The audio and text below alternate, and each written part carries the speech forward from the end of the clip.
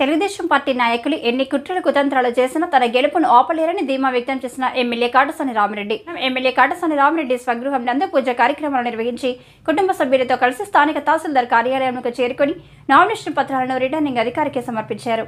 బనగానపల్లి నియోజకవర్గం అసెంబ్లీకి నేను పోటీ చేస్తున్నాను కాబట్టి ఈరోజు బనగానపల్లిలో నామినేషన్ వేయడం జరిగింది.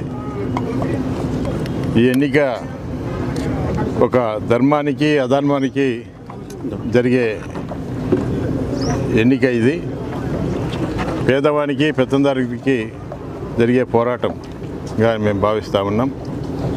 ఎందుకంటే ఈరోజు ఎక్కడికి వెళ్ళినా ధర్మం గెలుస్తుంది.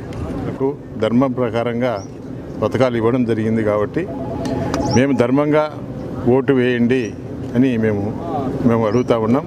మరి అదేవిధంగా ఈరోజు తెలుగుదేశం నాయకులు ఏ ముఖం పెట్టుకొని ఊరు గ్రామాల్లోకి వచ్చి ఏ విధంగా ఓటు అడుగుతారు, వాళ్ళకు ఓటు అడిగే నైతిక హక్కు ఎక్కడుంది?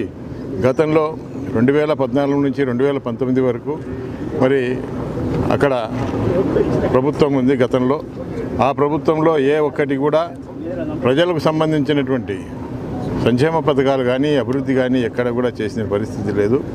ఈరోజు మేము గ్రామాల్లోకి వెళ్తే కూడా అన్ని గ్రామాల ప్రజలు జైజేలు పలుకుతూ ఉన్నారు. ఏదేమైనప్పటికీ కూడా నా యొక్క గెలుపు నల్లేరు మీద నడకలాంటిది.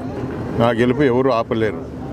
ఎన్ని కుట్రలు కుతంత్రాలు ఎన్ని జెండాలు అజెండాలు ఏకమైనా కూడా జగన్మోహన్ రెడ్డి గారు గెలుపు ఏ విధంగా అయితే 175కు 175 వస్తాయో ఈ బనగానపల్లిలో కూడా ఖచ్చితంగా గెలిచి తీరుతాం. తప్పకుండా బనగానపల్లి కోటపై వైఎస్ఆర్ పార్టీ జెండా